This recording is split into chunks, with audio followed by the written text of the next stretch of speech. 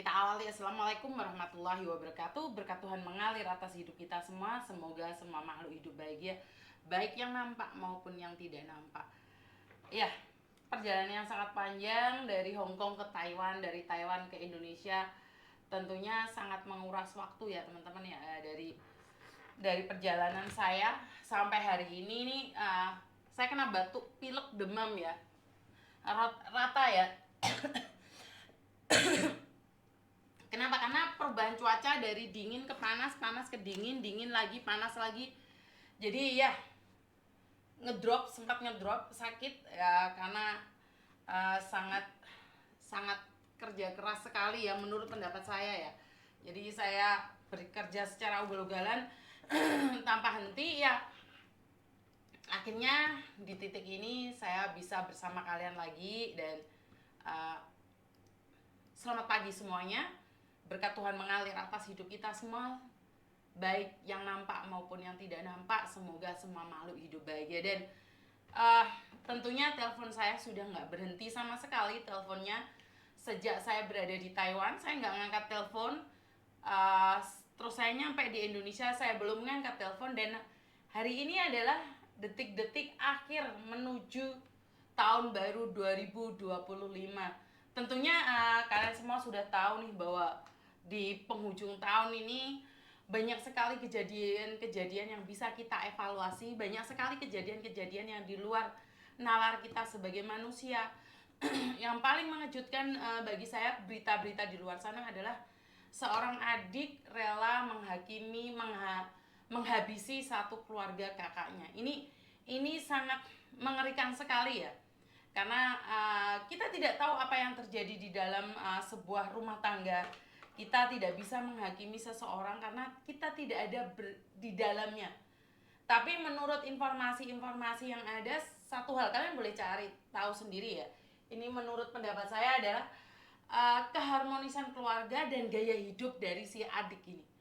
Jadi berhati-hati nih, khususnya kalian yang ada di luar negeri, yang sudah memberikan harapan penuh pada adiknya, yang selalu memberikan uang pada keluarganya, giliran pulang kalian sudah tidak punya apa-apa, terus kalian menuntut keluargamu untuk memperlakukan kamu dengan baik. Ini akan berujung fatal pada kalian. Jadi sekali lagi buat teman-teman yang saat ini yang biasa memanjakan keluarganya, apakah salah? Tidak salah. Tetapi menjadi salah saat mereka mengharapkan semuanya padamu. Saat mereka menjatuhkan hidupnya padamu, saat mereka membiarkan dirinya tidak berkreasi, hanya mengandalkan kakaknya saja. Pastinya kalian sudah tahu kan berita ini. Jadi ini sangat mengerikan sekali ya teman-teman ya. Bukan orang lain loh, keluarga sendiri yang menghabisinya. Dan ini tidak bercanda mbak. Bukan mati bisa hidup lagi, mati bisa hidup lagi, enggak loh. Konsepnya enggak, kita kayak di drama Indosiar yang mengatakan bahwa habis dihina, dicaci maki, maka kita akan jadi kaya raya. Ternyata kita itu anaknya sultan, ternyata garis keturunan kita itu orang besar. Enggak. Kita harus berani menghadapi kenyataan. Selama ini kita itu selalu memberikan yang manis-manis pada keluarga kita, harapan-harapan yang manis. Tapi kita lupa bahwa kita suatu saat akan pulang dan kita nggak punya uang. Suatu saat tiba-tiba majikan yang baik memecat kita dan kita tidak punya pekerjaan. Dan keluarga kita yang biasa memakan manis, getahnya akan menjadi dirimu sendiri. Kamu yang tidak akan bisa diterima oleh keluarga. Dalam tanda kurung, keluarga yang baik selamanya akan menjagamu. Tapi bagaimana kamu bisa memastikan keluargamu adalah salah satu keluarga yang baik?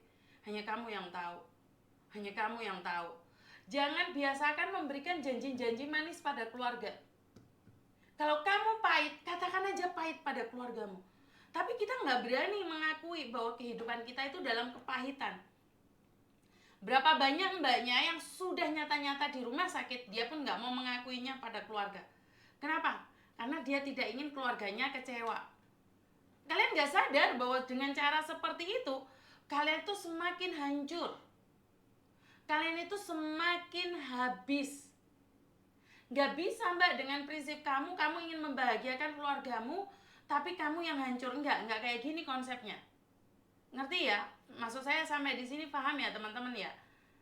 Kita selalu memberikan minuman-minuman manis, makanan-makanan manis pada keluarga kita. Jadi keluarga kita itu nggak tahu bahwa kehidupan di luar sana itu sangat pahit sekali. Ini kenyataan ya teman-teman ya. Dan satu hal lagi, saya memberikan bantuan donasi kemarin itu sampai hari ini pun masih ditentang. Kenapa? Karena saya memberikan kenyataan pada dunia luar bahwa jenazah itu tidak mudah untuk dipulangkan walaupun itu dibiayai oleh pemerintah. Pemerintah itu juga harus meminta sana sini loh. Jadi itu nggak ada budget buat pemerintahan Indonesia yang ada di Taiwan untuk yang ilegal. Itu nggak ada budgetnya. Nggak ada budgetnya untuk meninggal dunia ilegal dipulangkan oleh pemerintah. Jadi dari pemerintahan Indonesia yang ada di Taiwan, kalau ada jenazah yang meninggal dunia kaburan, itu mereka harus mencari budget. Dan bahkan saya dengar kabar bahwa pemerintahan Indonesia yang ada di Taiwan itu punya utang sama rumah sakit. Bener nggak? Mungkin komennya yang dari Taiwan nih. Jadi saya tuh ingin membuka mata kalian bahwa hidup ini tidak manis. Tapi di luar sana saya ditentang habis-habisan. Saya nggak paham nih dengan tentangan-tentangan yang ada. Kalian tuh tidak mengizinkan saya bahwa ayo kita bongkar sesuatu yang tabu. Kita bongkar dan untuk edukasi. Tujuannya untuk edukasi. Kalau kamu kaburan, maka kamu pulang pun merepotkan orang. Tujuan awal saya seperti itu. Tetapi apa yang bisa saya sampaikan dan Mas Uya sampaikan itu dipelintir-pelintir, Mbak. Dipelintir sampai nyelintir gitu. Dan Mas Uya Kuya juga didetail nih sama orang. Mengatakan namanya Mas Uya Kuya kalau selalu bersama Miss Yuni ini akan redup. Maksud saya, hey come on, wes pakai bahasa Inggris. Nggak kayak gitu konsepnya. Ini ada orang yang sedang membantu, siapapun itu bagaimana caranya, yuk kita dukung. Kamu nggak bisa bantu, jangan bacot. Datang aja ke KDI, datang aja ke kepalanya, tanyakan semuanya. Jadi kamu harus mau menerima kenyataan bahwa hidup ini tidak semanis. Saya tidak tahu ya, LSM atau organisasi itu tujuannya apa nih? Ya, pemerintahan hadir. Iya, tapi kita harus membuka mata masyarakat bahwa hidup ini nggak manis terus, nggak semuanya pemerintah mau nanggung. Yang di dalam negeri aja kelejetan, apalagi yang di luar negeri. Kita itu maunya menghimbau agar tidak ada kaburan. Malah kalian bilang, hey gratis, mati gratis, mati gratis. Kenapa sih kalian tidak mengambil sisi positifnya? Kenapa? Seharusnya kalian ambil sisi positifnya. Di mana meninggal pun banyak sekali menyusahkan. Begitu juga dengan meninggal kecelakaan kemarin. Yang sampai 1 bulan. Mereka butuh dana, Mbak, nggak ada yang gratis. Pemerintah yang bayar. Apakah pemerintah langsung dapat budget nih? Ini si Yuni meninggal dunia nih, budgetnya ada nggak? Enggak, mereka masih nyari. Mereka itu nyari kemana-mana. Pemerintah itu mencari. Minta dari donatur juga, minta dari majikan. Kalau enggak, mereka minta dari sumbangan juga. Jadi ayolah, jangan janjikan masyarakat kita, follower kita itu yang manis-manis. Berikan mereka kenyataan, biar mereka mikir gitu loh.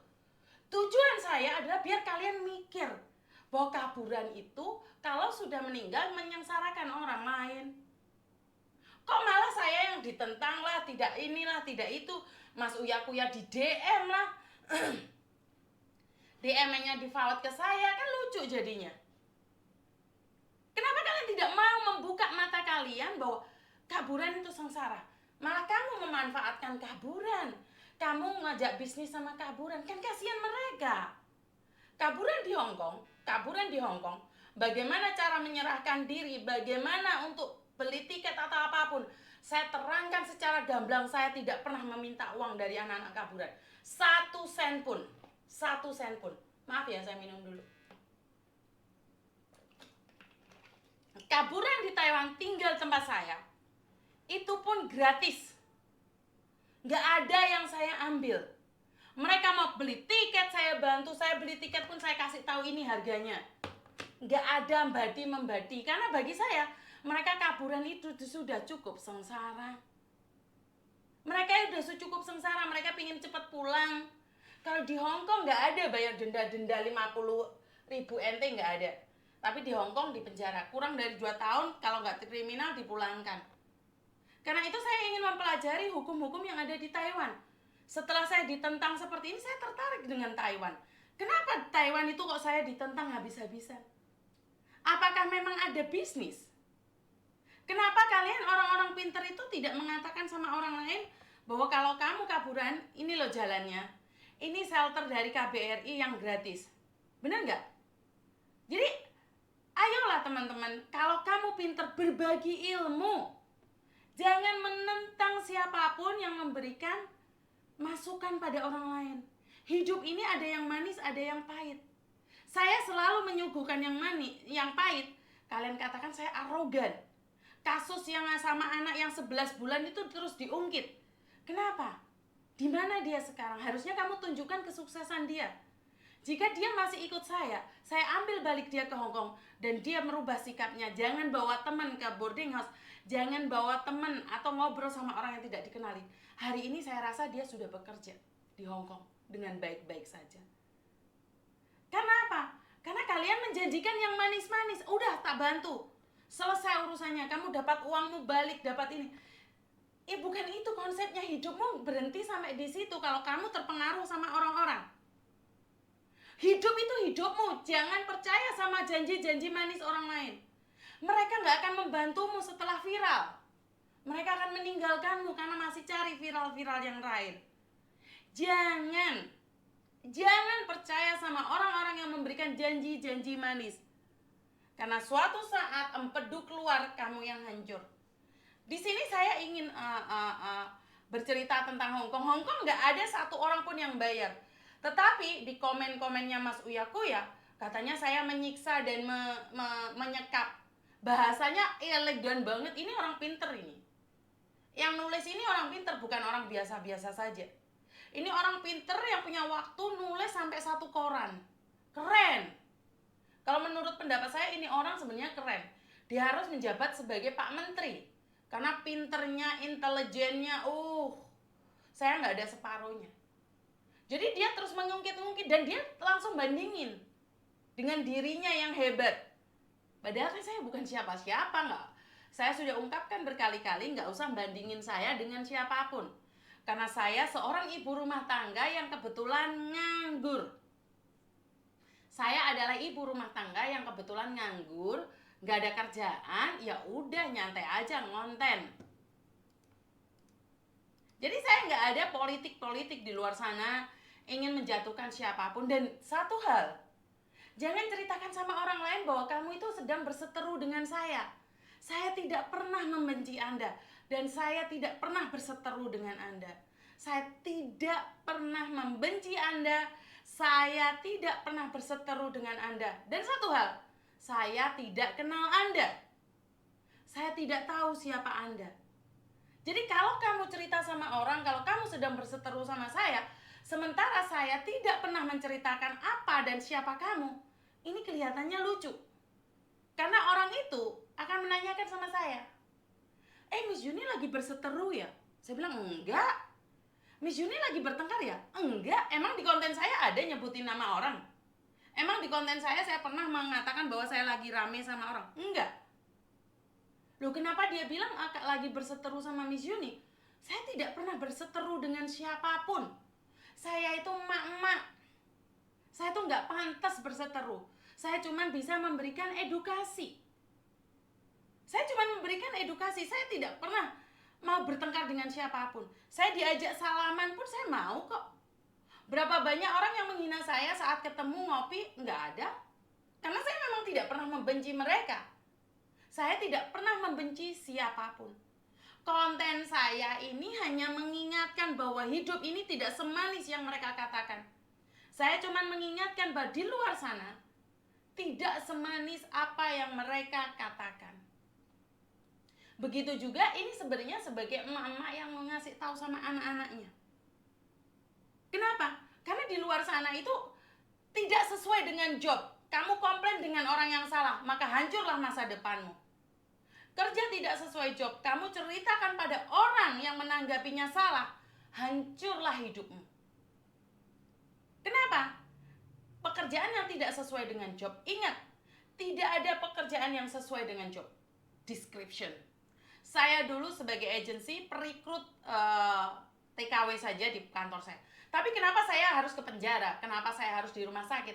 Kenapa saya harus ke imigrasi? Kenapa saya harus ke KJRI? Itu tidak ada dalam job description saya. Nggak ada. Tetapi saya melakukannya dengan ikhlas, bahagia. Ilmu yang saya dapatkan itu lebih, Mbak.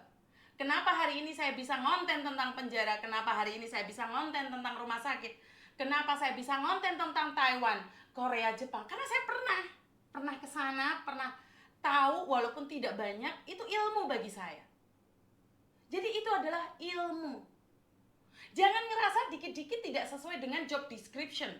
Dikit-dikit tidak sesuai dengan job description. Saya ini pelayaran, masa iya sih saya suruh masak di kapal? Udah ngebreak aja, tidak sesuai itu. Nanti uangnya saya kembalikan. Saya minta sama PT, akhirnya ngebreak. Dan ingat, kamu kehilangan pekerjaanmu. Pekerjaan yang sudah kamu impi-impikan. Pekerjaan yang diimpi-impikan oleh orang-orang yang tidak sempurna hidupnya. Pekerjaanmu itu yang diimpi-impikan oleh orang-orang yang unfit saat medikal. Pekerjaan yang kamu katakan berat itu impian anak-anak yang gagal terbang. Coba kasih kenyataan hidup ini. Setelah kamu viral, setelah kamu digendong kemana-mana, apakah hidupmu masih terus atau berhenti? Hidupmu masih terus. Tapi mereka sudah berhenti memujamu. Mereka sudah berhenti mencarimu. Karena pada kenyataan, masa ada orangnya dan orang ada masanya. Saat kamu viral, ya sekelas itu aja kamu viralnya. Setelah itu kamu ditinggalkan. Nyadar, oh. Setelah itu kamu ditinggalkan. Nggak ada orang yang akan terus bersamamu. Karena itu saya selalu di konten-konten saya selalu mengatakan, konsekuensi kamu yang nanggung. Kamu ngelawan majikan, apakah salah? Tidak salah. Tapi hidupmu sendiri yang akan hancur. Di boarding house sudah ada aturannya. Setidak-tidaknya kalau tidak ada aturannya, pikir pakai logika. Oh iya, ini melebihi batas. Ya, saya nggak keluar. Masa depanmu ceria. Hari ini kamu sudah bekerja dan kamu sudah mendapatkan uang. Dan hari ini kamu per bulannya dapat 10 juta. Tapi kamu lebih memilih viral, ya udah, saat itu aja. Nggak ada yang menolongmu. Mereka kasihan sama kamu sesaat aja. Sementara kita yang tulus dibilang modus. Kita yang tulus saya ingin para konten kreator itu membuka sejelas-jelasnya tentang kehidupan yang membahayakan. Kehidupan yang pahit di luar negeri. Saya di konten saya selalu mengatakan jangan sampai terjadi seperti ini, seperti itu. Karena saya takutnya kalian hancur. Karena saat kalian hancur, orang lain itu hanya akan memviralkanmu dan kamu akan ditinggalkan. Paham nyampe di sini ya teman-teman ya? Gak ada orang yang peduli pada dirimu kecuali dirimu sendiri. Jangan mudah terpengaruh. Kamu sudah dapat job, terus kamu males-malesan. Didepak kamu keluar. Didepak kamu keluar. Kamu menuntut, oh boleh. PT-mu kamu tuntut, boleh. PT kamu tuntut itu boleh, silahkan tuntut aja. Tapi setelah itu nggak ada satu PT pun yang menerima kamu. Saya itu tidak pernah loh macek-maceki PT ataupun agent. Sakarepmu, karena saya tidak ada hubungan. Karena saat saya hari ini mereka takutin, percayalah di bawah ancaman orang itu akan melakukan hal yang tidak kamu duga. Jadi tidak ada orang yang akan membiarkan kamu berkelana terlalu jauh. Kamu belum mendapatkan musuh yang tepat saja. Kamu selalu ceritakan sama orang kalau lagi berseteru sama saya. Tapi saya katakan sekali lagi, saya tidak pernah berseteru dengan Anda.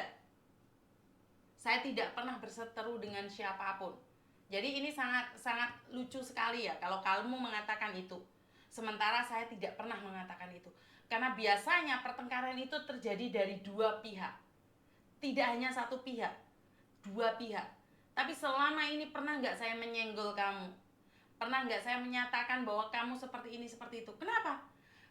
Saya sikan. Terlalu banyak buang waktu. Kenapa? Banyak orang yang butuh bantuan saya, kenapa saya harus bertengkar dengan kalian? Wong tak rewangi terbang Hongkong, Taiwan, Indonesia, awakku wis bobrok. Awakku wis remek. Nyadari sendiri kalau wis tuwek. Wedine moncrot. Jadi sekali lagi, karena Miss Juni selalu ingin mengingatkan pada kalian semua bahwa hidup ini tidak semudah yang kalian kira. Bahwa hidup ini tidak semanis yang kalian sangka.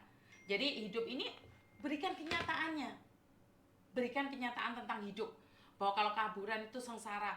Kue lek kentu, kue bakal meteng. Makanya pakai kondom. Nek gak gelem pakai kondom, ojo asal-asal moncrot nih ndi. Itu kenyataan, kasih tahu sama orang. Jangan di konten metengnya aja, bayinya tukaran. Bukan itu, tapi kasih tahu mereka juga.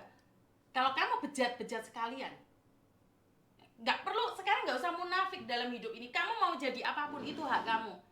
Tapi jangan sampai berdampak negatif pada orang lain. Bener nggak sih? Jadi sekali lagi buat teman-teman yang ada di luar sana yang merasa berseteru dengan saya katakan sekali lagi, saya tidak ada waktu untuk bertengkar dengan kalian. Saya tidak ada waktu untuk saling mencaci dan menjatuhkan kalian. Karena terlalu banyak pikiran yang saya curahkan pada anak-anak saya. Otak saya sudah nggak mampu lagi. Otak saya sudah terlalu tua. Mikir yang ragil, mikir yang nomor 2, mikir yang barep. Otak saya sudah moncang-mancing. Jadi kalau saya dipancing-pancing dengan kerusuhan, kemarahan, egois, capek saya. Tak ngurusi saya di rumah sakit, di penjara aja, kamu teruskan dengan kekisruhanmu. Saya tidak akan. Dan pastinya nih nanti akan dibahas lagi. Terus komen di tempat Mas Uya yang panjang kali lebar itu orangnya sudah saya ketahui siapa. Karena waktu itu saya berbahas-bahas dengan yang di Taiwan ya, kata-katanya, gaya bicaranya itu hampir sama dengan seseorang. Jadi kita curigai, kita tidak menuduh, tapi kita curigai bahwa orangnya itu aja, nggak jauh beda. Jadi langsung yang dibicarakan itu yang nggak jauh beda. Ngerti ya teman-teman ya? Piye kabarnya Mbak Sui nggak live ya? Karena dalan aku di Mbak.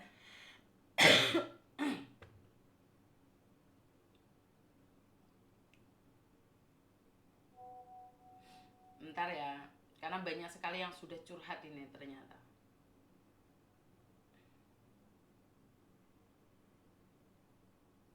Oke, sebentar.